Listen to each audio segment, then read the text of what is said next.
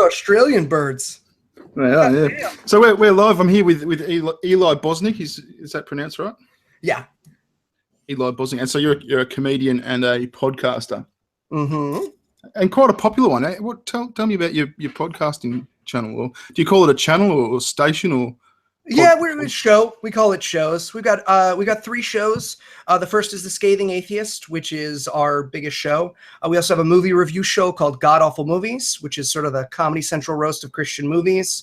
Everything from God's Not Dead to Kidnapped to Reggie's Prayer. We have exposed ourselves to Christian cinema so people don't have to. And then we have a politics show that we do every other week called The Skeptocrat. Very good.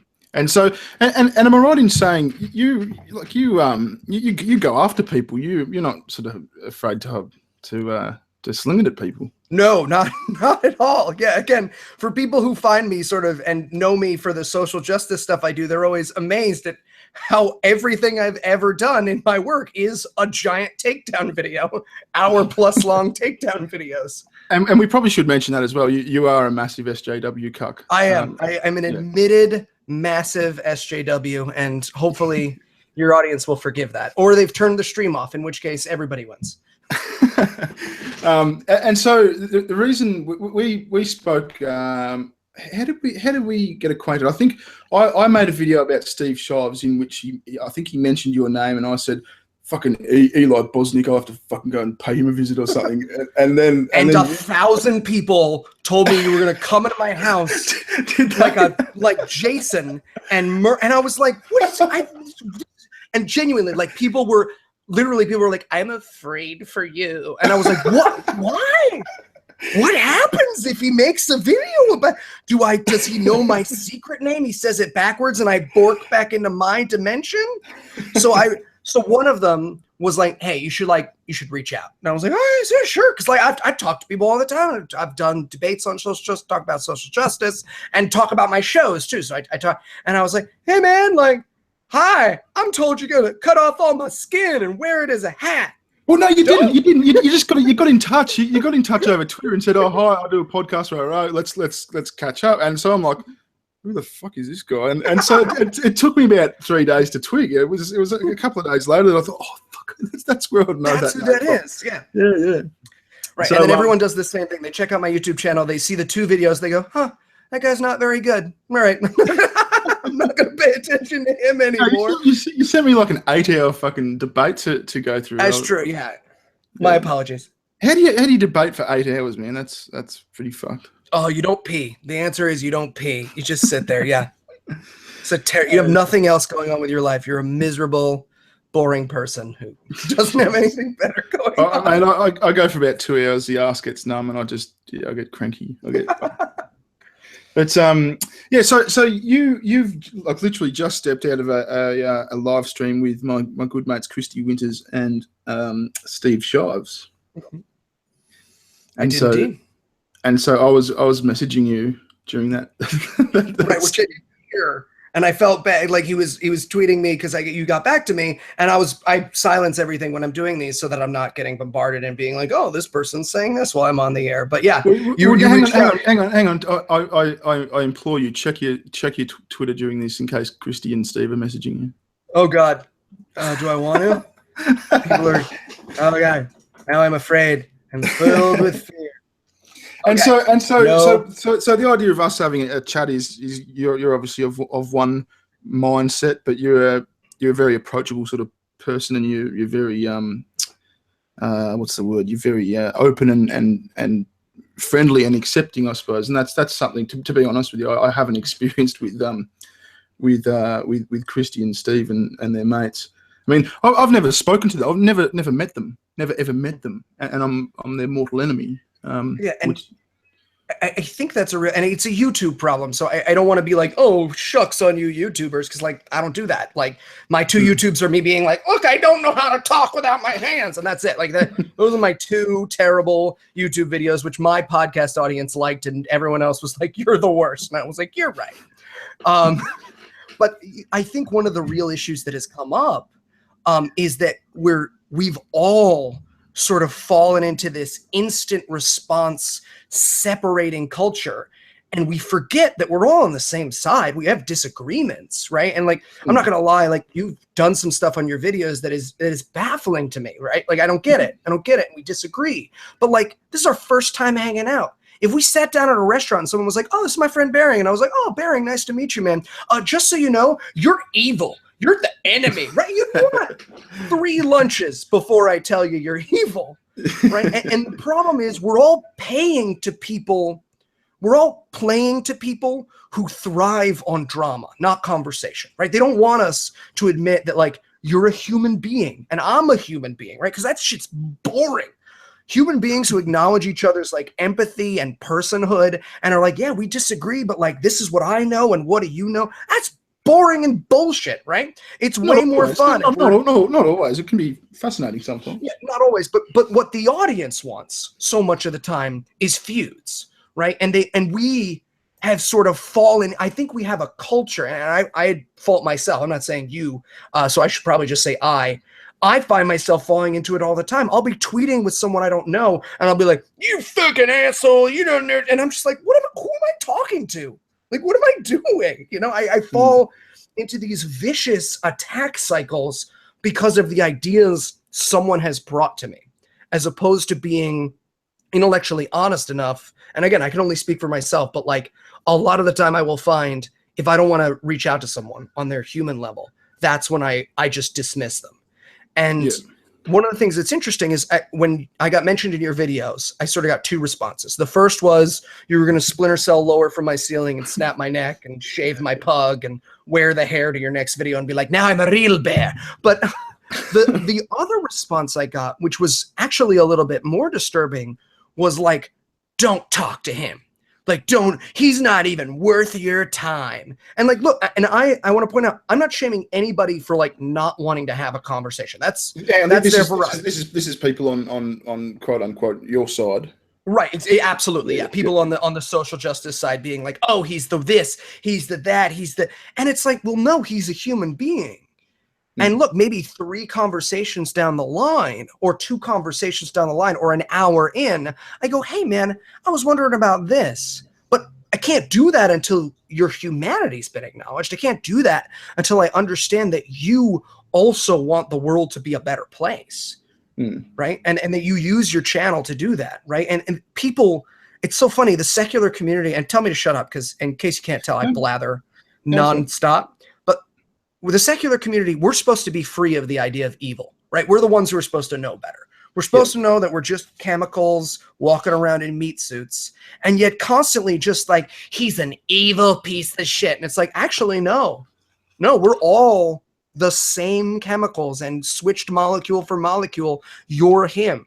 So why don't we start reacting with empathy and what has brought people to that? And like I said, like, I'm not going to lie. I've seen some of your videos and I really, really disagree with some of the choices you make. And maybe someday we'll talk about that. Maybe we'll talk about that today. We can have a disagreement. One of the things I really liked about what you were saying on the stream with those guys was the fact that you can speak to someone and have a disagreement and remain civil about it. The other thing I particularly liked, because it was fascinating seeing the reaction to hearing someone friendly to them sort of talk about it, was the way you spoke about what's his name? What's the fucking Nazi's name? Richard Spencer. Richard Spencer. Yeah, I mean the way you spoke about him, you were saying he's a human. We shouldn't wish violence, on anyone. Now, like everyone else, I had a chuckle at that punch as well. It's a funny thing. Yeah. It's human nature. But I mean, did you ever hear those guys stream about that whole? No, I haven't heard. Again, I'm out of the YouTube world, so I will mea culpa and say I don't know what anyone said. The only thing I know is my buddy. You were parroting me. You were saying what I was saying to them. A few weeks ago, a month ago, when it happened, or 2 months ago, whatever. But you're right. For a bunch of people that are meant to be, compassionate and understanding, I didn't see much of it at all.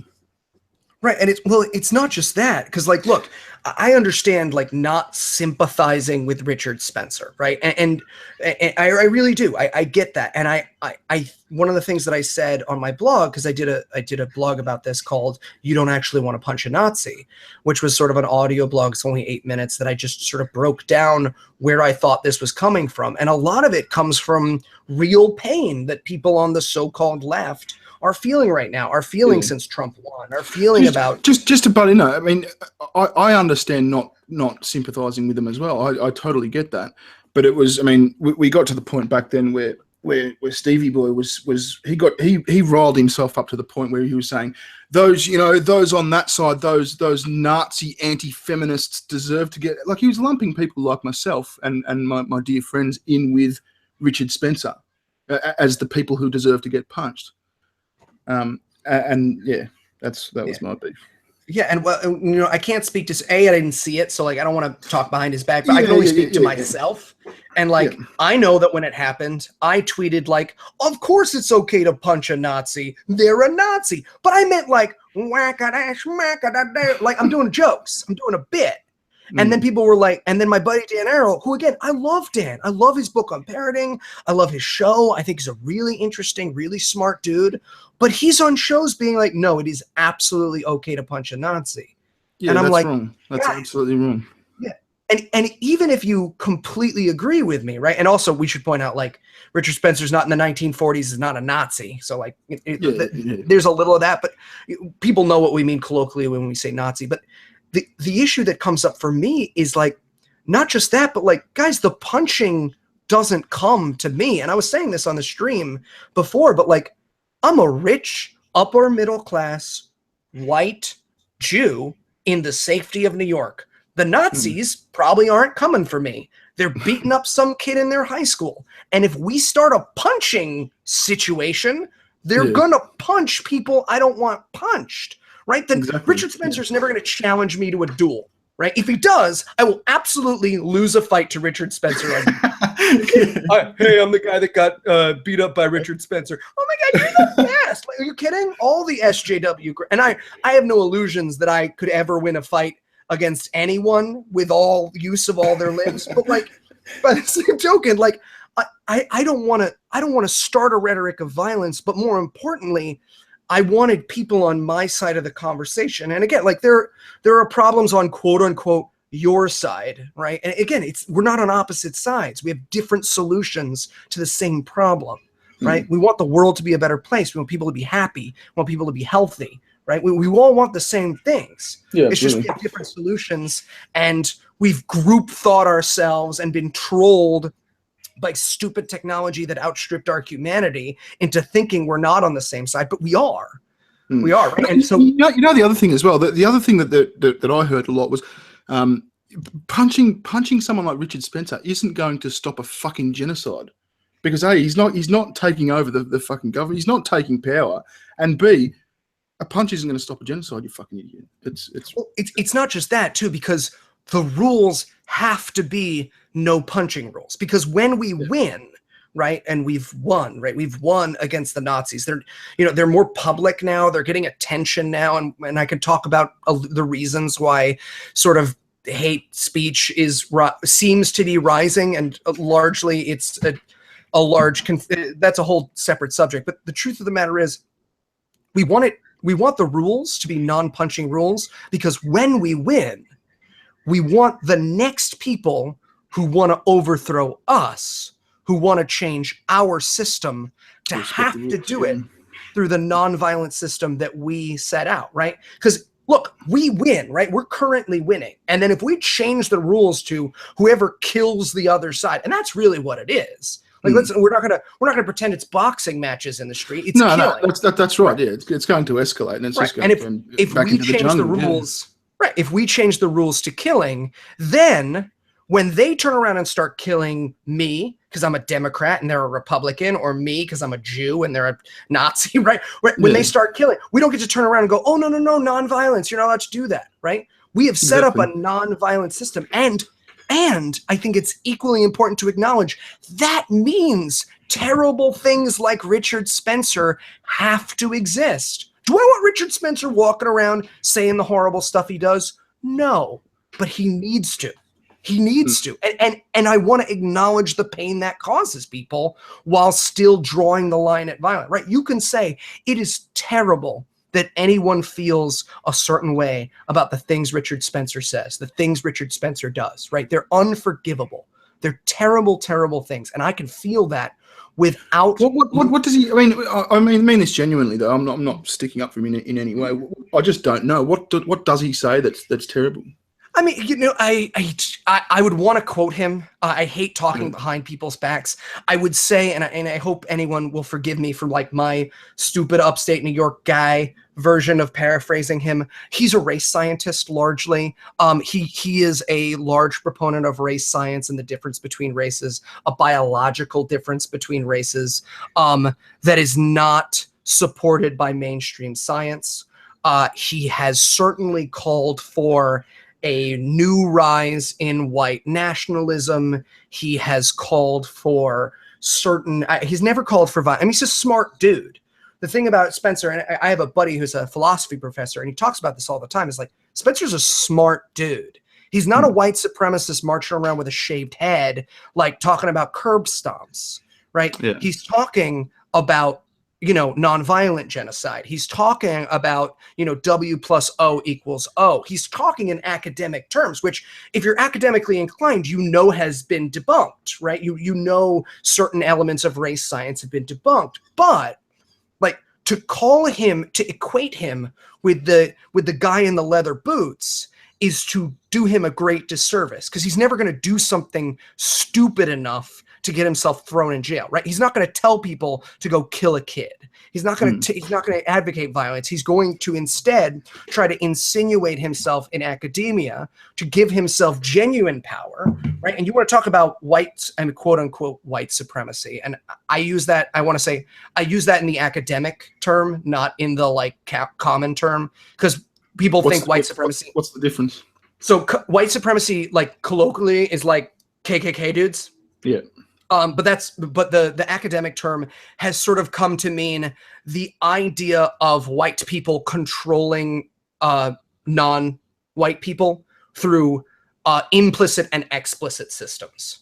Controlling non-white people, or controlling the country in which they live? Controlling the country is a great way to put it as well. But just generally having control. And a great example of this is like Jim Crow laws, right? Those are white supremacy in that they were about whites controlling a system, even though, like, by definition, and this is one of the really fascinating things I learned in like college, is like when you look at Jim Crow laws, if you read the text of a Jim Crow law, they're very deceptive, right? They wouldn't necessarily, today, you and I wouldn't read a Jim Crow law and be like, oh, this is going to turn out terribly, right? Because it looks like it's just about separate but equal, right? And we all know what that means. We know the catchphrase separate but equal is bad, and it turned out bad. But it's more clever than that, right? And so when you want to talk about the insidious nature of white supremacy, quote unquote, and again, I use that in the academic term. I just don't want anyone to think like I think KKK members are sneaking into the White House. When we talk about white supremacy, we can look at systems that have been in place for years that we all probably agree are bad, right? The war on drugs, things like that, right? We can all agree those are bad things. That how's the war on drugs a white supremacy thing? Right. So this is the perfect example, right? Because when I say that, the first impression someone gets is like, I think that white people sit at big tables and be like, we will control the black people by arresting them for pot. But that's not what it is, right? We know that poverty and being black in this country are connected. And we know that black people are charged with crimes, charged with drug laws, charged with drug offenses disproportionately to white people, even when they do those crimes in the same amounts. And we also know that there's a huge relationship between poverty and being convicted of those crimes. You know, one of the poorest areas in the country is the Appalachians, are the Appalachians. I might have pronounced that wrong, which is almost entirely white, right? So it's not a universal statement. So when one says white supremacy sneaks into these laws, it's not a, often I compare it to like patriarchy, right? So you use the word patriarchy and everyone rolls their eyes, right? You probably rolled your eyes there. I just did, yeah. Right, absolutely. And because the image that's been sold of patriarchy, and I don't want to get too into this because again, I'm not going to lie. I don't think I've earned the trust of your audience to be like, let me tell you what it actually is. But like the image that's been sold, and tell me if this is incorrect, is like literally men sitting in boardrooms being like, we will pay women 77 cents for every dollar. Yes. Oh, yes and no. I mean, you've put it very simplistically, but I mean, it is centered around men, of course. Yeah, it's patriarchy. It means men. Right, but not just that. I mean that it's this purposeful, explicit system, right? That is truly you and I as dudes going, how do we keep those ladies down? Right. Yes and no. I mean, yeah, it's often viewed like that, but I mean, I don't entirely view it like that. No. Oh, okay. No, I wasn't accusing you. I was just saying like when you use certain terms, because I use the term white supremacy and I wanted to talk about sort of the subtler, more academic uses of it so that people weren't like, oh, cool, there's a guy on Bear's show who thinks KKK members are just sneaking around making up drug laws, right? And that subtlety is, I think, largely, and I use that to a point, that subtlety, I think, is largely missing, right? Because you and I could probably sit here and talk about how and I don't know your opinions on the drug war, so I may culpa. Well, I'm Australian. I don't have a big opinion on it, man. I'm okay. So half a world away from it. Right. So me and a lot of, I would say, anti-social justice people, whatever that means, probably agree on a ton of things about the drug war, right? And we probably even agree that it disproportionately affects the African-American population of the United States, right? I mean, there's some pretty decent numbers to back that up. I mean, there are a few arguments that I've heard to the otherwise. Oh, see, now you had me open my Twitter, and now just every message I'm getting but it's not about you. It's just people saying, yeah, see, people are just like, hi. See, sorry. I apologize, viewers, for this weird me randomly looking at stuff. But the notion, when I talk about like, okay, the drug war is also a part of white supremacy, right?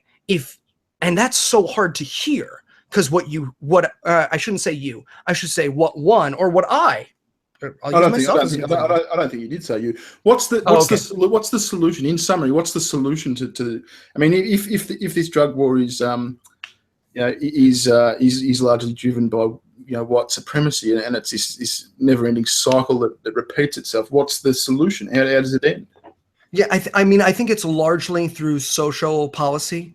I think the drug war will end. Like, I'm not gonna lie. I think the drug war will end because we like our drugs. My generation likes its drugs. True. I like my pot, and I like going places where it's legal. And eventually, it'll become legalized, and the social effects that come with that will benefit from it, right? The social effects that come with that, the things that are positive for African Americans, will come with that. Right. But acknowledging that like a huge percentage of the prison cycle pipeline that has to do with the drug war affects African-American communities right now is not a bad thing. And it's not fair for the left. And I'm sure you've heard this argument, right? Like the left say, oh, they're just pursuing, and some of the left, obviously, not all, but like, they're just pursuing it because like white people hate black people, right? That's a ridiculous thing to say. It's a series of complicated systems, and all the while we want to reduce it down into something easy to understand, right? Just as when I talk about the Appalachians, again, one of the poorest areas in the country, which is inhabited in huge percentage by United States, which is inhabited in huge percentage by white people. Where is it? Where is it? It's in the I don't actually know. I think it's in the South. Proving myself super ignorant here, but Appalachians.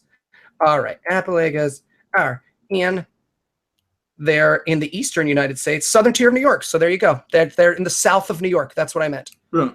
But my point was, and Bo Burnham, I don't know if you know Bo Burnham, the comedian. No. Oh, brilliant U.S. comedian, one of my favorite dudes. He was just on the podcast, You Made It Weird, with Pete Holmes. And in it, he talked about, like, when you tell a young white guy who's having trouble paying his bills, that, oh, you've got white privilege. Like, oh, you don't know. Yeah, it's a horrible notion. Right? It's a horrible notion. And does he have white privilege? Yeah, we can explain that, right? No, no, he doesn't. No, how does he have white privilege? So, let me go into that. So, let me say what it's not, right? Let me say what it's not, because I think when you say, oh, hey, dude, working at the gas and sip for $8.75, who can't pay his bills, who's got medical expenses you can't pay, like, oh, you got privilege. They think like you're rich when you're not, or you're lucky in a way that you're not, or you're appreciated in a way that you're not, or you're not called names in a way that you are, right? One of the things that I talk about quite a bit is like, I used to have very strong anti-social justice beliefs. And if I got to tell you, and I said this on the stream before, but if when I had talked about social justice issues, I hadn't had friends who had been really fucking nice to me, if someone had just been like, you're a racist, you deserve to lose your job, you don't deserve to work here, you don't deserve to live here, you know, we should dox you, we should tell your family about you, you know, all this horrible, dehumanizing stuff. Is there any chance I would have changed my mind? Right? And so when someone says, oh, you know, poor guy making $8 an hour, you got white privilege, that's what they hear. They hear none of that's true for you. And of course, that's not the case at all. It's not what privilege is understood in the sort of higher sense. And I know I keep talking about this, and so please forgive me, but like, I think one of the things that comes up a lot, and I'll be interested to hear especially your opinion on this, I think what happens a lot is academic terms trickle their way down to common speech and mean something else. Yeah, that does happen a fair bit. It does happen. And that academic term. So, but what do you mean by? I mean, you're saying this fellow who works in the gas station does have white privilege. What do you mean by? Absolutely, yeah. So, what do you mean by it? Yeah, have you ever read Unpacking the Backpack of White Privilege? No. It's like a one-pager. It's not a novel, I promise, and it's relatively sane. I promise at no point will someone tell you that like you need to cut off your balls as an apology to the social justice gods. I mean, maybe not. Where can I find this? Where can I find it? If you just Google Unpacking the Backpack of White Privilege, it's all over the place. But in it talks about things that, like, for instance, I had never considered, and one of them was. And this is a worse example, and it would take a full hour to really dig into what privilege means and doesn't mean, et cetera, et cetera. And it would also mean a lot of insensitivity to struggle that I think a lot of young people are going through. And it would also be ignoring a lot of financial claims that have been pressed on us from the baby boomer generation, but I don't want to get there. But privilege can be something as simple as I can go to a movie and I can find a bunch of various different representations of quote unquote whiteness that are not defined by their whiteness, right? That's one of the things. What does that mean? What does that mean? So I'll give you an example. Like I think, and tell me if I'm wrong on this, because I'm entirely willing to be wrong. And if I'm full of shit, be like, hey dude, you're full of shit. And I will. Thank you. I appreciate it. But you know, when I go to a movie, right, there's a bunch of different kinds of white guy, but like there's often the black guy in the horror movie, right? Yeah. So that's a I don't want to use the word trope because I know someone's gonna like be mad at me, but that's a, you can use the word trope, that's fine. Right. That's a common thing. That's a trope that comes up. And look, does it mean that like white people have it amazing and black people don't? No, of course not, right? But why can't? What if I go to the movie and think, Jesus, all these white guys in this movie, you know, they're just the commoners of the movie. Why can't I want to be unique and special like that black guy? He's privileged.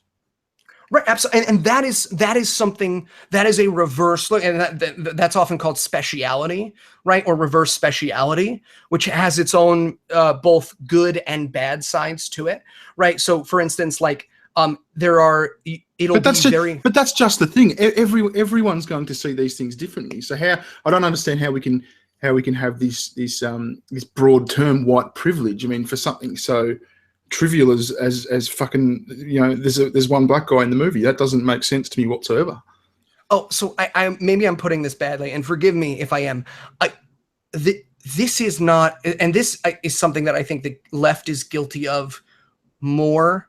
I shouldn't say the left. I should say I. This is something that I know I have been guilty of, is when you're speaking in academic terms like this, it's a lens to examine the world, but it's not a fact, right? And I'm not saying that like, oh, well, you know, white privilege doesn't actually exist. I'm saying that white privilege, the lens of privilege is, you know, Grace Lee Boggs sort of nouveau Marxism lenses based on race versus based on class, right? I mean, it's a Marxist way of viewing, or a nouveau Marxist, depending on the academic sphere you're talking about. But it's a lens of viewing culture.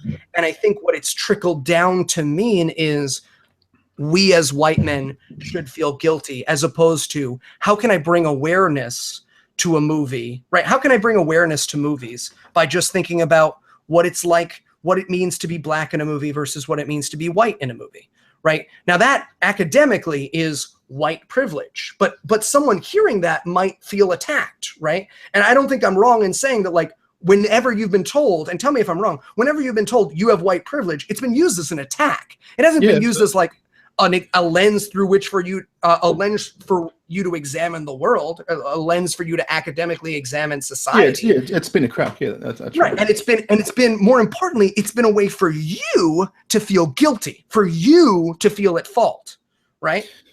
Which is one of the. It's been a way for me to tell them to fuck off. No, but you know what I mean. Like, and I think people feel that a lot. I mean, I know that there have been moments where I've felt it, where someone says, you know, you've got privilege, and what they mean is shut up. You don't talk right now. Yeah. Your opinion doesn't matter, right? And so where sorry to butt in. No, please. I will talk forever. Shut me up. Where else in general day-to-day life? Give me another example of white privilege. In its basic form. I mean, it's you know. So I think forget the lens. Give me the practical example. So I think by and large the numbers support that as a white man I will be treated better by police, less suspiciously. I'll be given more benefit of the doubt by law enforcement. Yep. Yeah, and so that's an example, right? Now, here's the thing, and this is what's really interesting. There's probably a million white guys who can tell me, and I got buddies who had horrible police experiences, who were profiled, who were you know, beat up, who were thrown in jail for crimes they didn't do, you know, all these terrible things, right?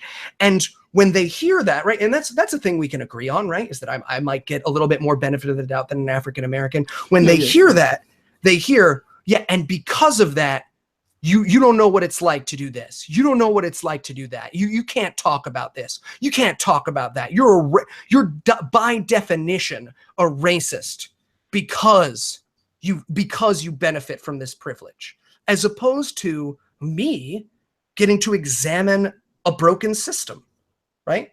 Which is how academics created the term, right? And it's trickled down as a means to abuse people, and that's bad, and that's on quote unquote my side, right? I'm using it on mine. And look, are there abuses of it on the right as well? But I'm not talking to them. I'm talking as someone who I know is talking to people who largely disagree with me, and I bet a lot of your audience. But why does a black person get treated, you know, perhaps a little bit more suspiciously than a white person? I guess I would say that there are. You know, there's so many great answers to that. And keep in mind, like, I just want to apologize. I'm a Mameluke from upstate New York. Like, I'm from Binghamton and I have a BFA. So, like, there are great answers to these questions. Forgive me for giving my version. I think we have a society that's a complex series of systems and inputs and ideas that have built that system around us. Right? I don't think there's one specific cause. I don't think there's one specific reason. I don't believe people are evil or people make choices. I think most bias is implicit, not explicit. And I think there's 1,000,001 factors that have led to that. I mean, among them are media, and among them are our personal interactions, exposure, the amount of mixing that we've had in our particular lives. Could it be something as simple as in the policeman's experience, you know, they've had more experience with black people being violent or being sinister in some way, for whatever reason. You know, I'm not saying black people are bad for you know, for whatever the reasons behind that are. But, I mean, people are more interesting than that. Sorry, don't let me interrupt you. Go ahead. No, you go. More interesting than that is it doesn't even matter if that's his actual experience. If that's what he thinks his experience is, if that's what he thinks that his experience is, that's all that matters, right? Perception is all that matters. And how we prevent that, right? It's not like we line up all, and I want to say, there is no one serious, who am I to speak for a movement? There's nobody that I respect in social justice that is suggesting we line every policeman up from every police department and go, bad, bad, bad, don't be racist, right? There are systematic changes that need to be put in place, right? That have nothing to do with placing the onus on that individual. Can we as individuals make decisions? Absolutely. Michael J. Wood, the guy who's a BLM representative, used to be a cop in Baltimore, super duper interesting guy. He was on Joe Rogan, brilliant guy. And he talks about this kind of stuff all the time. And one of the things that he really brought my attention to, because again, like I know what it's like to be a cop, right? It's like somewhere in drama class in between Fiddler on the Roof, they did not teach me about the experience of being a cop and the fear that comes with that and the job of that. But he's spoken really well about the systems that can be put into place. And so many of them are administrative. Some of them are about quotas, literally quotas. Some of them are about being forced to do broken windows policing in dangerous areas, right? Being afraid all the time, being, an armed population. Right? What the difference between policing an armed versus an unarmed population are. But when someone from my side says, right, and again, this all falls under the blanket of what academically we could call white privilege. But if the solution I present to you is that you, especially as an Australian white guy, like you need to visit that upon yourself, all I can imagine is that you feel attacked. I can't imagine I can't imagine that you think I'm seeking solutions with you. Yeah. When you hear that terminology. More importantly, it probably feels like I'm blaming you. Right? No, I sort of detached myself from this shit because I am. Oh no, I didn't mean like it hurts your feelings. I meant like intellectually, it just feels like blaming. Right. Okay, fair enough. I didn't mean that it hurts your feelings. Let's talk about safe spaces, man. You're very big on safe spaces. I'm fascinated to hear your take. So this is a perfect example. Sorry to change direction. So no. Please. You just might shut the fuck up. Yes, please shut me the fuck up by all means. I can hear the chat already. They're like, Kale Ham, why aren't you actually cutting his hair off and using him as a pug? Safe spaces is a great example, right? Safe spaces are a relatively new, and I'm gonna give this the 101 gabagoo version. So I hope the audience will forgive me. They're a very basic, very relatively new, relatively unstudied mental health resource, right? Like AA, they get their start in LGBTQ meetings, right? And they are basically placed, and they come from LGBTQ centers where people are. You mean like a LGBT support group or something? Right, exactly. Yep. Right. That's where they get their start. And they get their start. Fair enough, yeah, absolutely. And they get their start so that kids can go in and say, I'm trans or I'm gay, without someone else saying, I think you're going to hell. I think you're going to burn in hell and you're going to die there forever. I get that. That's fair enough. Right, exactly. And that is, and I want to point out, that is how that is used. If you hear about it used another way, it's an abuse of that term. I hear about fucking cartoons being played and puppy dogs and fucking Play-Doh because Milo Yiannopoulos is doing a talk. Exactly. And this is absolutely, by any definition, an abuse of a safe space. So are you saying that version of a safe space is invalid? It's ridiculous. Yeah, it's absolutely ridiculous. It would be like saying, and this is the example I use. It's not quite on, but I think it'll help the audience. It would be like saying every abuse of therapy, right? Like if I go into therapy and my therapist is like, okay, what do you want to talk about today? And I'm like, actually, I was hoping you would just give me a handy. And he's like, no, man, no. And I'm like, well, so you're against therapy now, right? And that's the problem is that we've lost the courage to be like, hey, you're using that resource wrong, right? And the best example of this to me is goldsmiths. I mean, you got kids from the Islamist society screaming safe space and like physically intimidating a lady in it. Like, is there any more obvious example that a term is being misused, right? And not just misused. Peaceful protest? Right, that a term's being misused. But like, the truth of the matter is, like, I understand the temptation to dismiss that term out of hand when you see it being abused as often and as publicly as it has been. But I think that it's still a very useful term. And the example I get, because I always use myself, is like, I'm an atheist, right? And if you were talking to an atheist next week, or someone who didn't believe in God, and they were like, I'd call myself an atheist, but Eli Bosnick, he calls himself an atheist, and he got so fat, and he looks like a shaved Harambe costume. Looks like he tried to eat bees, but they made their way out. Like, what you would say is, look, Eli is doing atheism wrong, or Eli doesn't represent atheism. And so when I defend safe spaces, and I will admit, I worked in safe spaces when I went to NYU. I was in a program called The Reality Show, which created sort of mental health workshops, and we did a whole show for the university at the beginning of the year. And was this for like LGBT people or something? Yeah, LGBT, but also we had survivor group safe spaces, and I volunteered with RAIN a little bit when I was in college and did some volunteering for them, and there were safe space situations there. And, if you go to the LGBT Center at NYU, to their safe space, which runs 200 days a year, I doubt anybody who hates, Dave Rubin, who obviously not a fan of the safe space, who would go in there and go, yeah, this is a perfectly healthy environment. Like this app, I don't object to this. And more often than not, when I talk to people who don't like the term safe space, what they're talking about is abuses of safe spaces, right? So one of the ways I want to direct the conversation is not in saying safe spaces are bullshit, safe spaces are babies, like go back and cry to your safe space, because safe spaces are really useful for some people. Like we have green zones, which are for soldiers with PTSD that go to college. At universities. Yeah, at university. And then there's a bunch of universities that have them in the United States. They're called green zones or green zone training. And they're safe spaces for soldiers who are having problems acclimating back into college life, right? Where it's like, do shots. And it's like, I was getting shot at 10 minutes ago. This is a lot. Like, I shouldn't laugh at that. I wouldn't have thought there'd be too many, although I haven't thought about it, but I wouldn't have thought there'd be too many soldiers in college.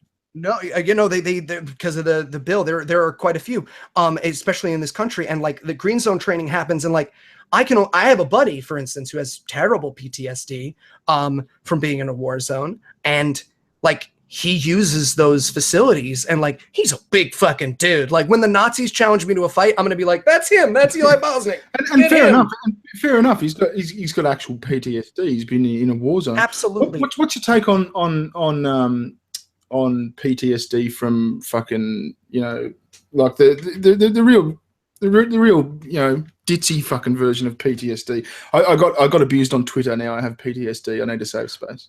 Right. So this is something that comes up all the time, right? Which is the abuse of a term. Now, I will say there are people who have been diagnosed, and if a medical professional has said someone got PTSD from Twitter, I don't know how, right? I don't know how. But if a doctor said Twitter broke someone's arm, I'd be like, that guy's the doctor, So I will plead ignorance and say that but I do know that there is an abuse of that term. Certainly, there are people who have never been diagnosed with PTSD who use it, and it's the same as people who are like, I'm so OCD, I need my room to be cleaned. And it's like, oh yeah, really? You have that mental illness? Is that a real problem for you? You take medication? Because like I know people, I had students, I had mentees who had OCD, and they're not like pencils go in the cup. They're like, I need to touch the doorknob or I'm gonna lose my shit. Right. Yeah.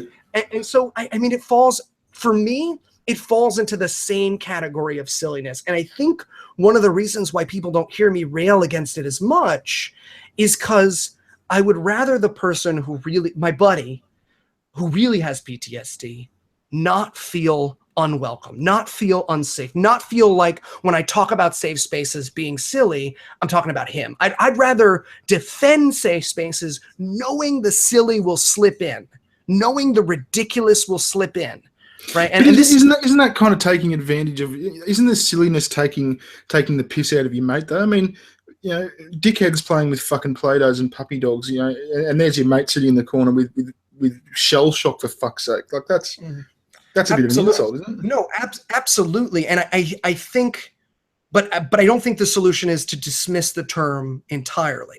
And so what I don't no, I'm not saying. No, you're totally right. You're totally right in that, like, there does need to be a real conversation about mental health resources and what they are and what they aren't. And right now, and this goes back to a little what we were talking about at the beginning, we've turned into enemies so much so that it's like, well, you know, are you pro safe space? Well, of course, everyone's pro safe space. What they're not is pro safe space abuse. What they're not is pro trigger warning abuse. You know, everyone's pro, you know, I'm trying to use examples that I feel I get what you're saying. Right. And we don't want those terms abused. Right. So I guess I would say, you know, what I worry about, and I'm gonna poke at you gently here, and I'm interested in your opinion, because you've talked about safe spaces and you've talked against safe spaces, but I think it would be fair to say that you were never, when you were talking about safe spaces, you were never talking about my buddy in the green zone space. No, of course not. Of course not. You were talking about assholes abusing the term. Absolutely. Right. And I think we owe it to ourselves as a community to put up with the silly, and this is my answer, right? To put up with the silly in the name of protecting those that need it. Yeah, right? So I sort of take the other angle. I see the silly as an affront to your mate, and that's why I speak out against them. Well, I mean, I obviously can't speak for him, and maybe I'll hook you two guys up and you can chat about it. But one of the things that I know for people who really need safe spaces, and I know this because I still, like I said, work as a mentee, and I've worked in various organizations around this kind of stuff, is the silly. I don't believe, and I'm willing to be wrong on this, and I'm going off out of my head. Sorry, just what I'm saying is, I mean, if you accept the silly, then, you know, at what point do you stop accepting the silly? You know, what if someone gets a paper cut and they need a safe space, and then someone gets looked at, you know, strangely by a classmate, they need a safe space. You know, do you keep accepting them all? Do you turn them away ever? Absolutely, and you make a really good point, which I should clarify. It's not about accepting the silly. It's because those do need to be reprimanded. Those do need to be changed. Those do need to be called out. Right? It's about understanding that we don't reject a term out of hand, right? So just as we don't reject the term atheism because I'm an atheist, right? We won't say, I can't call myself an atheist. Eli's an atheist, right? We'll just say, no, Eli's okay. I can accept that. That's right. Fair. So one of the things that I really want to see the conversation transform to is I do not want people to pretend that safe spaces aren't being abused. That's unfair. Right? To just be like, oh, no, it's all fine. Let them do whatever they want, right? I come to the talk, and then they have to go in the other room. And by the way, now 3 out of 5 teachers have to give out blowjobs in that space while it's happening, right? You know, we have to start having a conversation about what is and is not a mental health resource, what is and is not a mental health. But didn't you just say you'd rather put up with the silly? I guess when I say put up with the silly, I mean not dismiss the term.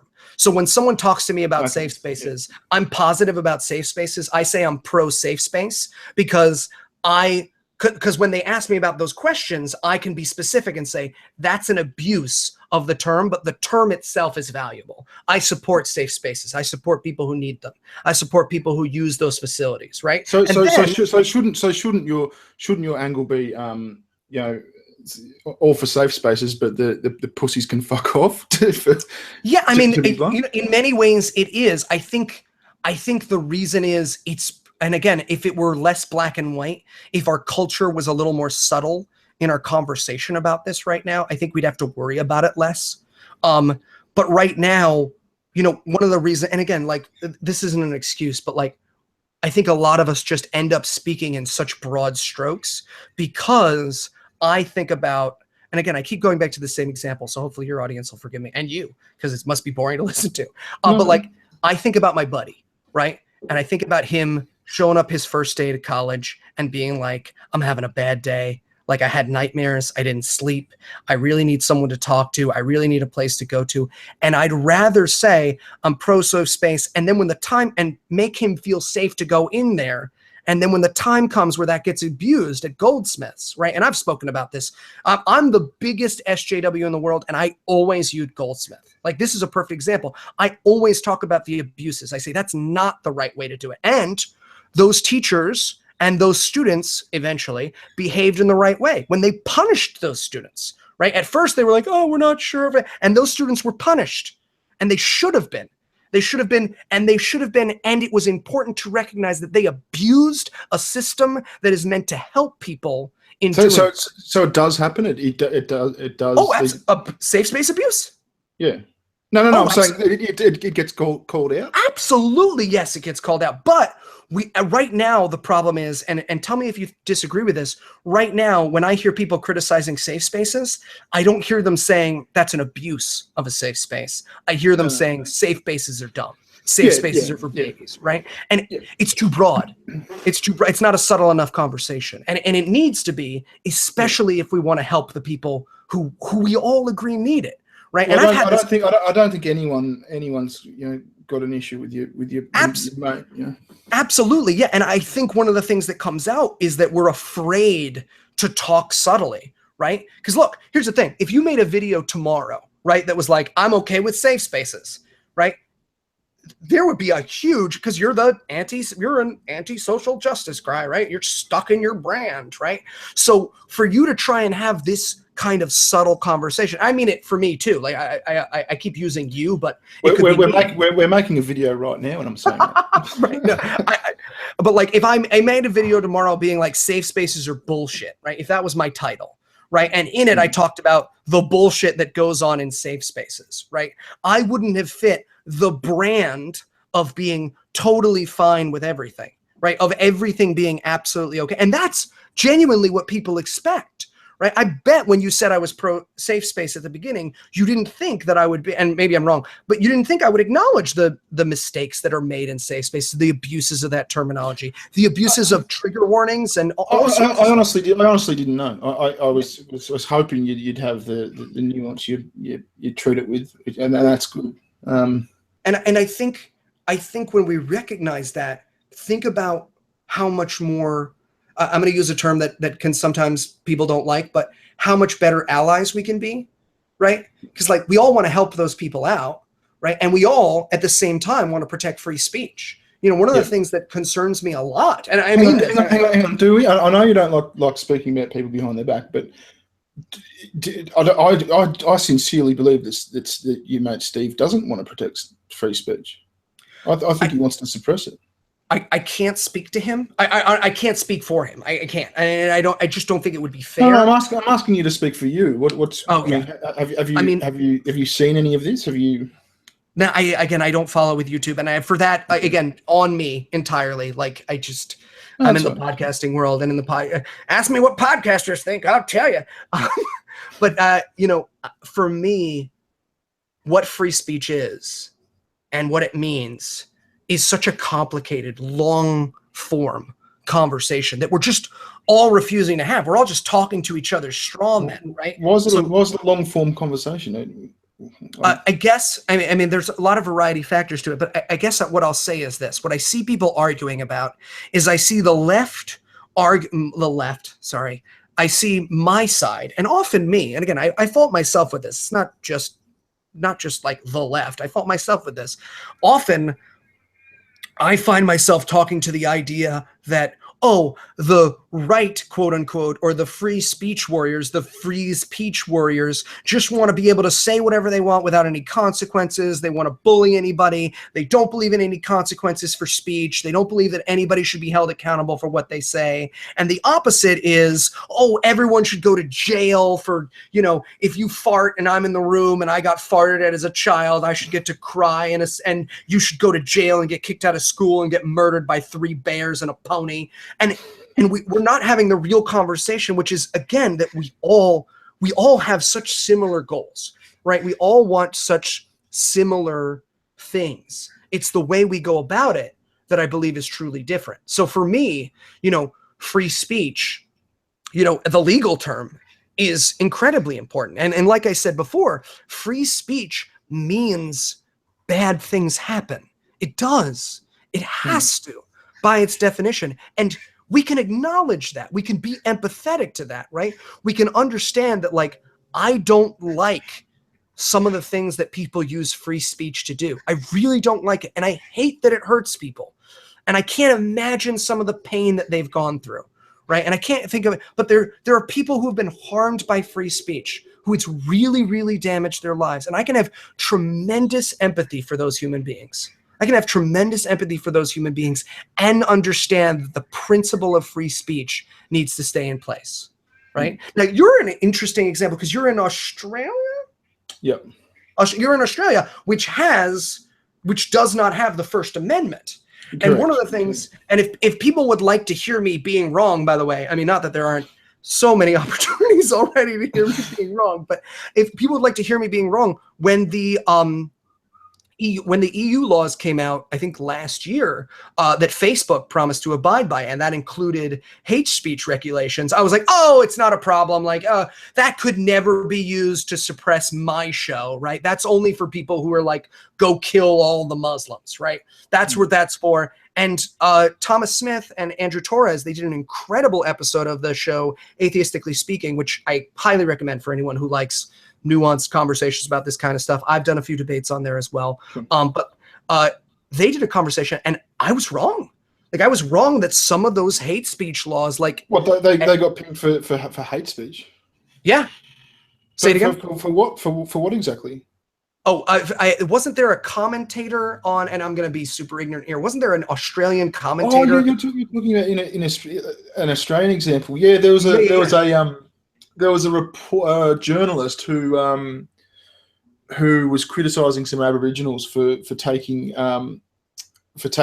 Aboriginal government grants, and he was basically saying he was criticising the fact that they were an eighth Aboriginal type thing, and that was treated as, hang on, I can't remember what happened. I'm gonna have to look this back up. But I don't think it got anywhere in the end. But it was looking pretty bad. But he was, if I remember, and I could be wrong on this, and I hope you'll forgive me if I am. If I remember, he was charged with like vilification.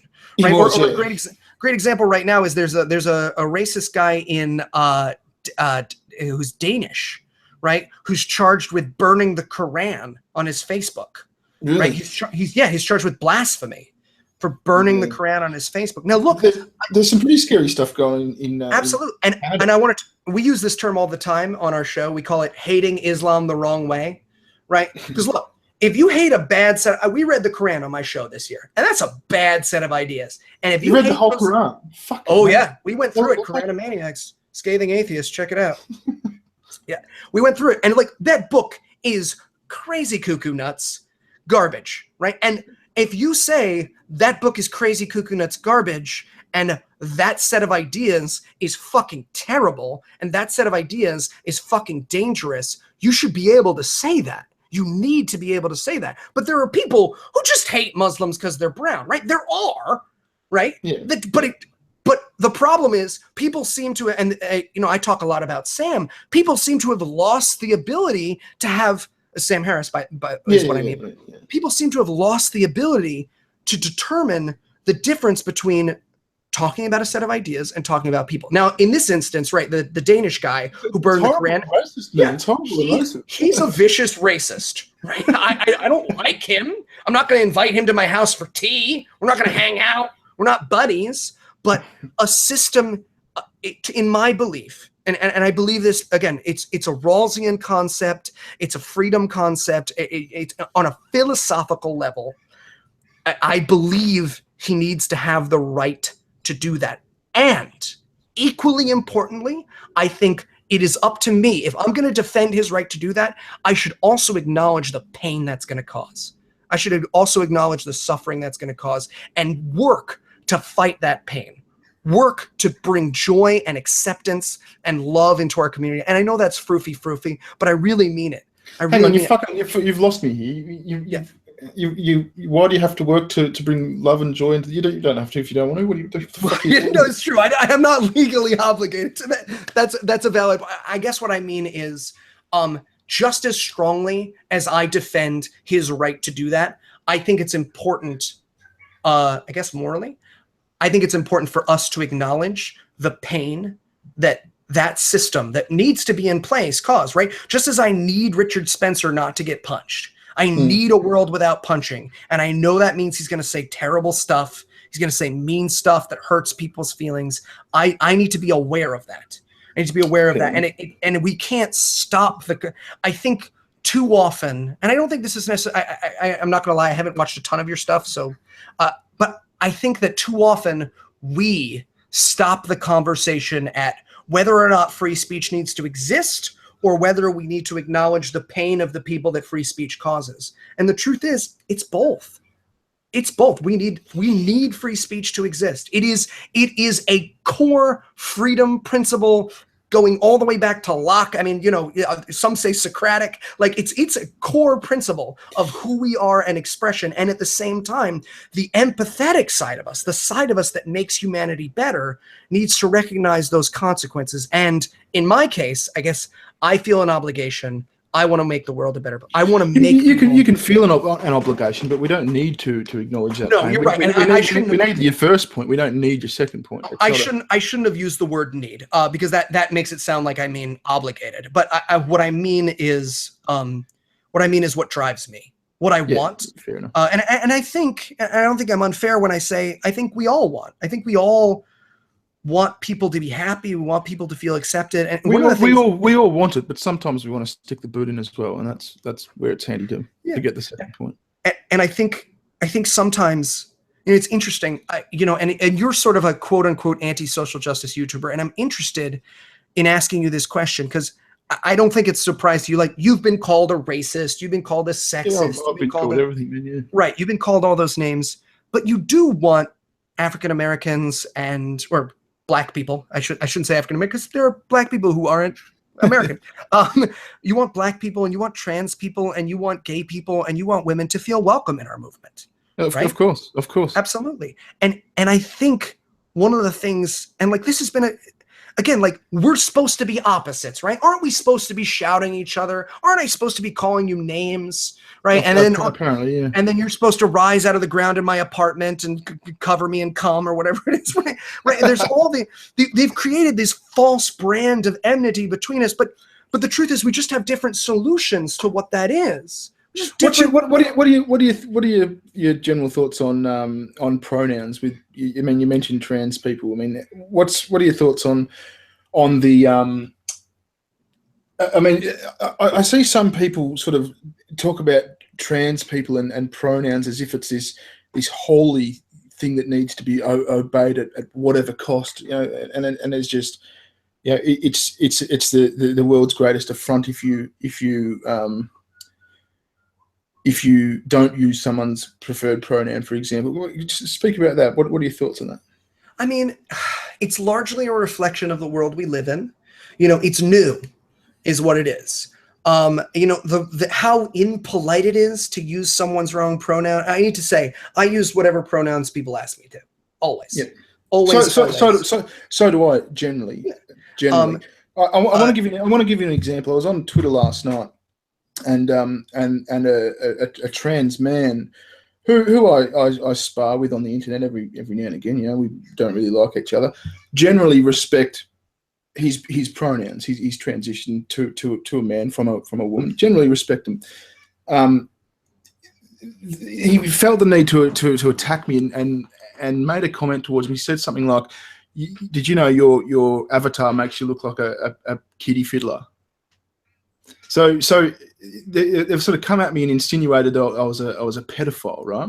And so I've said something like "fuck off, you dumb broad," and to see the social justice mob descend on me, it's he, fucking fuck off. If you're going to disrespect me like that, then I'm not going to treat you politely. That's fair, isn't it? Yeah, I mean, I guess it would sort of like being calling your black friend the N-word when you're mad at them, or so if you talk to a black person on the internet and you're tweeting back and forth and you get mad at them and you call them the N-word, how socially acceptable do you feel that is? Sort of comes down to the person. If a black guy came up and said you're a fucking pedophile, I probably would. Yeah, I'd be quite happy to call him a nigger. I'd be quite happy to. Not because I'm inherently racist, because if I felt that was going to get a rise out of them and kick them back, yeah, sure, I'd use it. You wouldn't? So I guess the words you use to attack someone, like I don't know, like that's. I'm not going to lie, like. It's not something I would do. I wouldn't do that, right? I guess I don't like that. How would you react to someone insinuating you're a pedophile? Oh, if I've had it happen. You don't have this face and not have some. I'm aware of what I look like, and this doesn't shade. It's like the same. How would you react to that?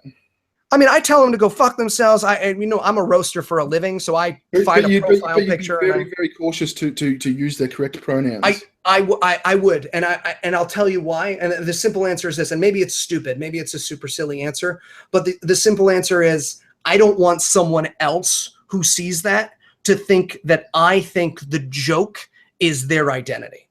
I wouldn't want, and I'm not saying this is what you did at all. I'm not accusing you of this, but I wouldn't want someone to go up. If I called someone the N-word as an insult just because I was mad at them, I wouldn't want them to walk away going, "Oh, okay, so Eli doesn't like black people." Right? I probably wouldn't. I wouldn't call anyone nigger in a crowded place, to be honest. Or a trans person, I wouldn't want to. I wouldn't want to misgender them. Right. I wouldn't want to misgender them in anger because I wouldn't want them to feel like I was attacking them for being trans, right? I get mad at people all the. My buddy Jay, but you don't trans. See. You don't see the absurdity of someone coming up and insinuating you're a pedophile, and then you've got to mind your Q's and P's and treat them with respect. That just. Honestly, I think it's where we draw. And again, like I slip out of this all the time. Again, anyone who goes through my Twitter and finds a bad night I had finds me being like, "Fuck you, you piece of shit! I'll kill your whole family. I'll eat you by dogs." Blah blah blah. I say a bunch of stuff I regret. Right. So what we say. There's 100 people on it right now, man. And I guess I would say, genuinely, I would say that people who are. I guess I would say is the reason why I would stay away from that terminology. The reason why I would mind that P's and Q's is not because I respect that person, not because I don't want that person to feel bad. I just wouldn't want to use that as a term of insult because I don't want them to feel like that is the thing about them to get made fun of. I would find something else, right? And the example I always give of this is like, I don't make any barren Trump jokes. I hate Trump. And I have done a show ever since he started running for president up until now where I talk about how much I hate Trump and I insult Trump. And I've never needed to make a joke about his kid. I've never needed to cross that line because it's just not for me.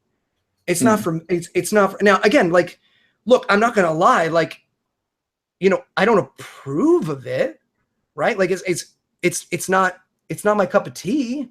Right? Do you reckon that bird that made that Barron Trump joke at the inauguration? Did you think that was way out of line?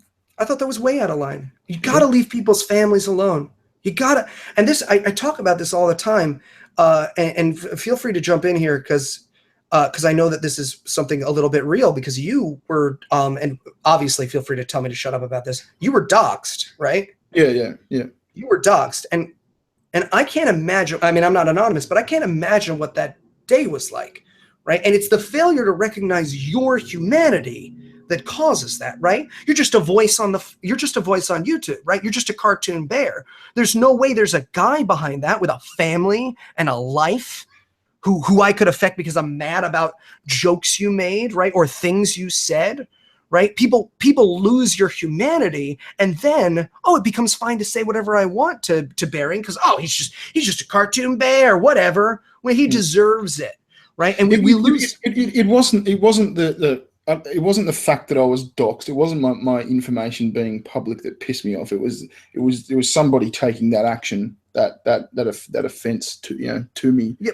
but it's my point isn't even about that, because I know you handled it, or I believe you handled it pretty. I mean, you're fine, and I'm glad you're fine. But like, people don't know what doxing does, and I talked about this on the stream with Steve and Christy. Like, I was on a Twitter fight, like, I think almost a year ago, a few months ago.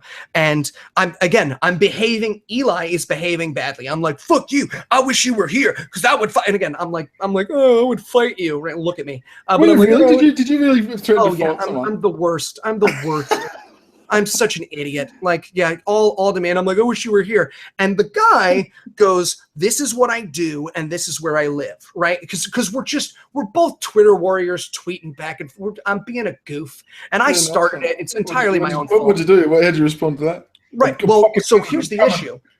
Yeah, exactly. And I'm like, I'll get in my car. Right. It's so silly. Like, and all shame to me for behaving that way. But I have a relatively large following, and it's not clear because I don't have a ton of Twitter followers because I'm a podcast, and podcasting doesn't translate to, but our show is very big. How many followers do you have on the podcast? We see quite a bit. We're the number 2. I don't know if I can kiss and tell, but we are the number 2 atheism podcast in the world on a pretty regular basis. So it's yeah. So what sort of numbers would you get on a podcast? But I don't know if I can kiss and tell. It's in the hundreds of thousands. Where in there it is a little I think kissing and telling, but it's in there. It's in there. And so, well, this is the important part, right? So this kid, right? He texts me, oh, this is where I work, and this is what I do. Come do it anytime. And then a listener tweets at me, private messages me, hey, I found his Facebook. Like, do you want to call where he works? Oh, that's fun. And I was like, absolutely not. And I messaged him, and I was like, hey man, take all those tweets down. Like, look, I know we were fighting, and I know this is super weird, and I'm breaking like mad at you character, but like, you're in danger. And this is a person who had children, right? Yeah, that's that came from me tweeting angrily with some dude and not recognizing the power of the words that I say. That's one of my listeners might hear that and go, oh yeah, let's ruin this person's life. Let's go after this person. I don't know how responsible you were in that situation. You got every right to have your Twitter war with someone. It's fucked of the bloke who listened to your audience member who did that. All I can say is that for me personally, I take that very seriously, and I can't speak to anyone else. And of course you do, and you're absolutely right to take the action that you did, but it's not your. I wouldn't say you've got any responsibility on your shoulders for having a Twitter war. That didn't cause it. No, I mean, how much responsibility I have is tricky. And we chatted a little about this in the earlier stream. I can't speak to anyone else. It's like, what should people do? I don't know how to answer that question. I can only speak for myself, right? I was gifted my career by my co-hosts. I mean, I really was. Like, they were buddies I knew from a retail store who were like, hey man, you want a job on this giant podcast where people will pay you and pay you compliments, and you'll get flown all over the world, and you'll do live shows in sold out theaters, and people will and you'll never have to do a day job. Like, do you want to do that? Like, that was handed to me. And I am incredibly lucky and incredibly grateful that I have that. Right, that quote unquote privilege. You know what I mean? I'm lucky. I'm lucky in that happened to me. And some people like my stuff, but I feel incredibly lucky that happened to me. And part of what I feel that goes along with that, and I don't feel anyone else but me, but part of what I feel that goes along with that is knowing that with that power comes a tremendous amount of responsibility. And I use that in two ways. In what way? In responsibility for my audience, in that. So, for example, and I don't know if you've gotten a chance to check out God Awful Movies, but like, everything I do is a takedown video. Everything. Scathing Atheist is a takedown video. God Awful Movies is it's just takedowns of other people's stuff. News or God Awful Movies is literally takedowns of other movies, right? Yeah. And I tell people all the time when they tag like Ray Comfort or Ken Ham or David R. White in like a joke about my show, I say, don't do that. Leave them alone. Keep them out of it. Right. And that's a lot of work. And again, I'm not saying anyone is. So you're actively monitoring, say, Twitter with this huge audience you've got. Yes, absolutely. And it's a lot of time. That must be a lot of work. It's a huge amount of work. It's a huge amount of work. And I'm only speaking for myself. And I don't want you to feel like, because I know that you get attacked for this, and I don't want you to feel attacked. Or like, oh, well, this is what everyone needs to do, because I know that there are people. I understand. Go on. But I feel that obligation because I don't want anything to ever visit my door. And I don't think my show is for people who it will bring joy to. What if I was one of your audience members, right, and you did a takedown video on someone, and we were on Twitter, and I tagged someone in, I tagged one of the quote unquote victims of your takedowns, and you said to me, Bearing, stop doing that, and I said, fuck off, cunt. Yeah, I mean that's fine, and I have gotten that response. I've gotten people who say fuck off, right? Who I say absolutely do not do that, and they go, fuck you, I was just joking, and I'm like, okay, I don't like that joke. I created the content and I don't like that joke. And look, I can't go to someone's house and give me your fucking phone. It's my podcast and you will never hurt someone with my art ever again. Like there are limitations, but I will say in the entire time I've been doing this, there's only been one person who's ever refused to stop that behavior when I told them to. There's only one person who was like, oh, what's the matter? You want me to protect it? Kept tagging him. And I was like, stop. This isn't fun. Because my show is fun. My show is funny and it's wild and it's for us, atheists, and by us. And when I make fun of David R. White, right, and say that he looks like he climbed into the fly machine at the same time as a shovel, right, or I talk about how he looks like someone tried to make an anvil out of his face, right, I want my audience to laugh at that, right? I do a whole bit on the physical appearance of everyone in my movies, right? I want my audience to laugh at that. That's for my audience. But I don't want to bring that to someone's door. I don't want to make him feel bad. I disagree with him. I think he makes homophobic, racist, vicious, terrible, bad idea movies. But I don't think he's going to learn. I don't think I'm going to do anything but harm by bringing that to his door. So my show, my entertainment is for us. It's for us. You look, so you've had the opportunity to vent your spleen in your way about whoever you're focusing on. Right. Why can't a member of your audience do the same in their way? I think the answer, and look, I'm not here to tell anybody what they can do. Oh no, I realize that. You don't need to put in the disclaimers. Right. We have slightly different views on this, but I don't think they're as different as you might think. But I mean, what are your thoughts on the question I just asked? I mean, I guess I would say the line that I draw for myself is the line I draw for my audience. The line I draw for myself is that I don't want this brought to my audience, to someone's door. So if I choose, right, if I don't at someone in my show, right, which I don't, obviously, like I don't send every podcast I make about David R. White to David R. White. I don't tweet at him. I don't text him or email him. I leave him alone, right? And I do that. And when I speak publicly, I talk about leaving him alone. And when my audience takes that next step, and I'll give a really good example. So a running joke on my show is that my character, which is just a wackier, crazy version of me, right, has dug up what? A wackier, crazier version of me. Get fucked. Yeah, has dug up and is having sex with the dead body of Phyllis Schlafly. That's a running joke on my show, right? And it's constantly, we've done sketches about it. I make references to it all the time, right? That's a joke on my show. A couple of weeks ago, one of my listeners, as a joke, and again, he did not mean this in a malicious way. As a joke, he tagged the Phyllis Schlafly Foundation is still going. They have a Twitter, and he tagged them in a tweet and was like, Eli, this puppeteering act has gone too far, which is a funny joke, right? It's a funny joke, right? The idea that like, I'm like, okay, now I'm going to tweet with the thing, right? It's funny. But I said to him, hey man, like her family's on there. How do you know that these people, how do you know someone is your audience? I mean, if they're not just a random person retweeting at this person. If they get the joke, they have to have at least heard the joke. I don't think. Oh yeah, fair enough. They couldn't have. Yeah. They wouldn't get it. It's not really something. Right. They wouldn't be able to make the joke if they didn't listen to my show. Yeah, fair enough. Yeah. And so that's it. And to be fair, the guy immediately, I was like, hey man, don't do this. He deleted the tweet, immediately messaged me. He was like, I'm so sorry. I'm a huge fan. And I was like, yeah, man, no problem. Like you and I are joking around. You just tagged the wrong person. Like, don't put a tag in that tweet. And I think that shit's hilarious.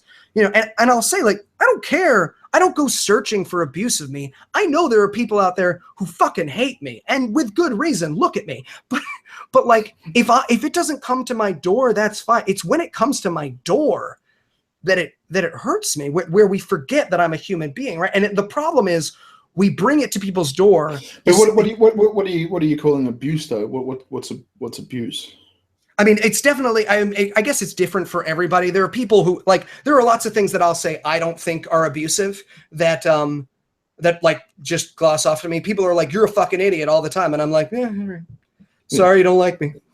Welcome, join the club. I mean, if someone makes, say, a comical criticism or a bit of a takedown video, for example, say I made a takedown video of you, and we haven't really seen much of my stuff, but I don't get super personal. I mean, I touch on physical appearance every now and again, but not that often. It's really criticism of what you're saying. I think your ideas are stupid. Is that abuse? No, I mean, again, if you're just criticizing the ideas, I don't think that's abuse. I think it really depends on the result. I think it's on a case-by-case basis. I will say I've never said, and this comes up for me a lot, because again, my show is homophobic, racist, misogynist. Nothing is off limits. Nothing is off limits in either of our shows.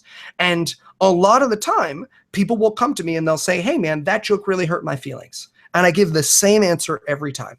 Every single time I say, hey, we consider our show to be a roast. Nothing's off limits. It's there to make you laugh. But if you felt attacked by that, if you felt like I made you the villain, or that you're not welcome, or that you're not loved, I'm sorry. And with almost no exception, every answer doesn't saying you're sorry imply remorse? But I am genuinely sorry when I hurt people with my comedy. I don't want to hurt people with my comedy. You don't want to hurt people. Yeah, but you wouldn't take the show back if you could. Well, yeah, that's the difference. One doesn't need to be sorry for a joke to be sorry for the pain it causes, right? Like, and we've all had this moment with our buddies, right? And that's really what we go for a lot in our show, is that, like, all right, where you're nudging your buddy, and we've all got that friend, right? Fat Steve, and you're just like, oh, what's going on, Steve? What's going on, Fat Steve? How you doing, right? And he's your buddy, and so he's like, oh, get off me, Bosnick, get off me, right? And that's just like, we've got that friend. But if you cross that line, right? I don't wander up to fat guys on the street and go like, hey, fat stranger, right? If my humor has landed wrongly, and it costs me nothing to let them know I care about them. It costs me nothing to let them know, hey, I don't want you to feel bad. And that's not the purpose of my show. So you're saying I'm sorry that you have hurt feelings. You're not saying I'm sorry that I did that show that hurt your feelings. Yeah, no, absolutely. I'm saying I'm sorry that hurt your feelings, and I'm making clear that it wasn't my intent. That I'm sorry it hurt their feelings, right? Which is simple. B, it wasn't my intention to hurt their feelings. I didn't make that joke to hurt them. I made that joke to make them laugh. And so often what happens is, because everything's off limits, people laugh along with our dead baby jokes and our puppy rape jokes, and then they hear the joke they don't like, and they're like, oh, and they write me and they say, well, I really didn't like that. And I go, okay. And the implicit thing is, you laughed at all the other jokes, right? You liked the other jokes, so the second thing is, I wasn't used to attack you. That's not the purpose of my humor. And the third part, and this is the most important to me, is I take a moment to say, you are welcome here. You are loved here. And I know that sounds super frou-y and like, but loved here. Yeah, I know, but I mean it. I really, really do mean it. I mean that I want everyone to feel welcome in this community. And if you ask me what the next step is for our community, if we have one, right, the atheist community, and a lot of people gag when I say that, but like, I think the next step is, how do we welcome everybody? And right now we're divided with this social justice line, and a lot of people who are anti-social justice don't feel welcome in my world, and they are. I'd like to have a, and this leads me onto I suppose my last question. We better wrap it up soon. But the last thing I want to ask you is, I'd like to see a community type thing where we can disagree, we can have arguments, we can duke it out, and we can tell each other to fuck off, and there isn't this great offense, there isn't this fucking mortal enemy stance. How do I or any of us have a conversation with Steve Shives? I mean, I can't speak to Steve. I can't speak to Steve. I know Steve. I like Steve's work. I didn't, and I want to say I can't speak to some people's experience of Steve, right? I really admire Steve. I like Steve. I hung out with him at Reason Rally. We had a fucking blast. I'm not asking you to speak for Steve. I'm asking your opinion as to how we can make that happen. What are your thoughts on how we could do that? I will say, as someone who has witnessed it, by asking genuine questions. Now, look, if you're blocked, and I know Steve blocks a lot of people, but like if you're blocked, that's not an opportunity. It's not an opportunity for you. But create a new Twitter and ask genuine questions, and know that there are people who have been really, really. And look, I don't want to make any excuses. I will just say some of what I have seen Steve go through, I can't fathom. I can't fathom what it feels like in terms of response videos and things like that. No, not response videos, and some of the abuse he's gone through. Via what, Twitter, via Twitter, via email, some response videos. I don't mean yours, obviously, but like, I've been pretty fucking nasty to him. That's okay. no secret. But he's been pretty nasty to me. But anyway, okay. So I would just say that some of the abuse I've seen hurled at him is not acknowledging his humanity, and to pretend that won't make someone conversation shy, that won't make someone gun shy. Again, I live in a position of real luck, right? I really am. I'm so lucky, and I'm able to have these conversations because I haven't dealt with the degree of abuse that you have, right? I mean, I've never been anonymous, but I can't fathom what it's like to be doxxed, and what it's like to, and look, I know you didn't experience that badly. I know that you handled that well, but you had a right in my mind to be frightened by that. You had a right in my mind to be upset by that. And if it meant that you said, hey man, I don't want to fucking do a Skype chat with someone, when I first approached you, if you're like, hey man, I'm not doing Skype chats with someone I don't know because this is how I ended up getting fucking doxxed, right? Now, I might really want to talk to you. I might really want to communicate with you, but I think a huge part of it is going to be acknowledging the humanity and attempting to have genuine conversation. Not, here's why I think you're wrong and let's get right into it, but like what I came in with right here. Again, I hope I've done a good job in this conversation of communicating to you. Absolutely. It's been a pleasure talking to you. Right. That we disagree on a lot, right? And we do. And maybe 3 conversations down the road, I'll take a specific video and I'll go, Bearing, like, what were you doing, man? But like, we will have some ripper arguments. We will have some belting. Right, exactly. But you earn that. And I guess for someone like Steve, not less so for me. I think I'm a little hardy, but for someone like Steve, for someone in the social justice brigade, I would say earn it. Earn those conversations, earn those moments. And I know that's not a fair thing to ask of everybody. I know everybody's like, why can't they all be you? Why can't they all just start it, go, and have the hard conversations, have the hard disagreements? One thing I will say that really helps, and I know this sounds super silly, I know that anti-social justice advocates and their followers don't feel welcome at cons, but you are absolutely welcome at cons. And people should come to conventions. Because I'll tell you, when I went to Reason Rally, and look, I'm an SJW. People can look up my other stuff and they'll roll their eyes and be like, this motherfucker, right? I met people who hate the shit out of the stuff I say. They do. But when you're sitting there with me, having a beer, it all falls away. It just does. Who'd you meet up with at the last Reason Rally? This guy who tweets at me all the time. He hates everything I say. I could be like, sky's blue. And he'd be like, not all the time, moron. Right. And he didn't know that I recognized him. Right. But we're sitting around drinking beers and we're a big show. So we got people coming over to us saying hi. And he recognized you. Yeah. And he wanders over and he says hi to Noah, says hi to Heath, my 2 co-hosts. And then he's sort of like standing next to me.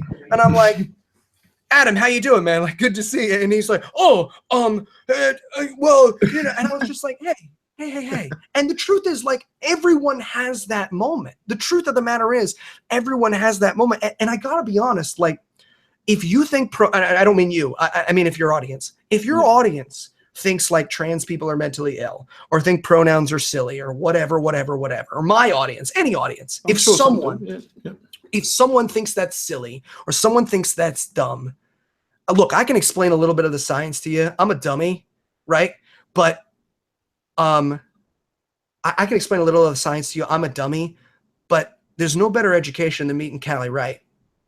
No better education. Callie Wright, head of the Gaytheist Manifesto, sweetest lady you'll ever meet, getting one of her hugs, or meeting my friend Ari Stillman, who's funny and smart and sweet, or meeting Kat Black in person, right? These people that we create these caricatures of in our brain, the moment you're there with them, the next time you go, well, trans people, you go, fuck, oh, that Callie's the one who gave such great hugs, and oh, Ari's so funny, she made those great jokes, and they were so nice to me. And I don't think trans people necessarily have a mental illness. I didn't say you did, but I think a lot of the I've heard from, I'll say, a lot of the anti-social justice community goes, oh no, I can't go to conventions because everybody's wearing "Don't Rape Me" wristbands, and they got whistles in their mouths, and they blow them if you get too close. And the truth is, nah, man, you're welcome. And like the exposure you get there to other members of this community, the moment you recognize that you are, again, frou-frou, but you are loved, you are taken care of, we are all in this together, we all want the same things. The fact that like you and I have different ways of approaching the same thing that we care about as far as safe spaces goes, right? That all falls away. And let's point out, there's no way we would have gotten to the relative level of agreement that we found in this conversation if I had come on and been like, so, Bearing, internet harasser, we meet at last. Well, prepare to have your privilege checked, right? And that's right. And that's the fucking brand. That's what the comments section wants, right? The comments section wants you to call me a cuck, and for me to call you a racist, and the but that's. But we can beat that because in real life, when we go to the cons, when you show up to a live show, and I know people disagree. They think I don't know. They think I'm stupid, but I do fucking know, right? That when they show up and they're like, "Hey, man, you're wrong about a lot of stuff, but you're really funny." I'm like, "Yeah, that's okay. I'm okay to be wrong and also funny, and you're okay to be wrong and not so funny." Like, we're allowed to figure this out, and we've stopped giving ourselves that permission because this screen, this stupid box, has convinced us that the person on the other end isn't human, has made them a straw man for us to project our frustration onto, for us to project our sadness, our whatever onto. But like, I am a guy, and you will learn, and you're a person, right? We're both, and I know that sounds so hippy dippy kumbaya, but the truth is, like, that recognition is where conversation comes from. We had this conversation because, yes, I've seen things about you, right? And I've seen a couple of your videos and been like, man, I don't get that. But I came to you as a person. We had a really good talk. And I hope it's the beginning of more talks and the beginning of a community where our mutual listeners, who probably disagree with each other on everything except the color of the fucking sun, can go, you know, Bearing made some really good points. Like, what about that? What about your buddy? Like, doesn't that condescend to him? Doesn't that ruin the experience for him? And maybe some of your listeners go, okay, well, I don't want soldiers to feel bad, so I'm going to start using the word abuse, right? They can start having these real conversations. And I think it's the fault of both extremes from letting ourselves be trolled by non-existent people who just want to get a rise. And they're not worthy of our time, and they're not worthy of our attention. And the social pressure we can bring to bear, right, is so much stronger than the garbage that they can coax out of us, right? When I'm polite to you, there's nothing scarier to a troll, and I'm going to see it. Soon I turn on I have 66 notifications. They're not all nice. I'm going to see it, and someone's going to be like, who's this fucking cuck, Bearing? Don't ever have him on your show again, right? And what he wants is for you not to have a conversation, he or she. What they want is for you not to have a conversation, right? What they want is for you not to be moved. They want the TV show they like. They like the Bearing Hates Eli show. They hate the complex conversations about humanity show. but we can resist it. And the truth is, for every one troll, there's 99 of our mutual listeners who are like, oh my God, I'm so glad they had a nice conversation. I was so worried they were just going to call each other names. The trolls are all right too. That's what Michael Rollins is for, though. I don't know who Michael Rollins is. You're missing out, man. You're missing out. I think I'm streaming with him on Saturdays. Tune in, man. Oh. All right. Anyway, man, we better wrap it up. It's been fascinating. Fuck, you can talk. You can talk like a motherfucker. Yes, I apologize to you. No, apologize to your listeners. I will avoid the chat so that I don't see how much they hated me. My deepest apologies. Everybody in the chat, I know. Trust me, I know. If you hate me, here, this is for just the people who hate me. You don't have to take a pill every day to keep you from killing me. So I hate me more. Right? Every morning I do this or else I do it. So think about how much more I dislike. And I have to have this face. Just think, it's attached to me. So if you think it's going badly, just imagine how bad it feels. So yeah, again, I know I've blathered. Thank you so much for having me on. I hope this is the first thanks for coming on. Thanks for coming of a few convos. I hope we can slowly merge the world together, and maybe we'll get a little Steve, you and me action, a little threesome going on. No, that'd be good. Sexually, be actual sexual threesome is what I insist on. No conversation. Shit. All right, man. Well, you're still a cuck, but it's been really good speaking with you. Awesome. Thanks so much, man. Thanks for having me on. All the best.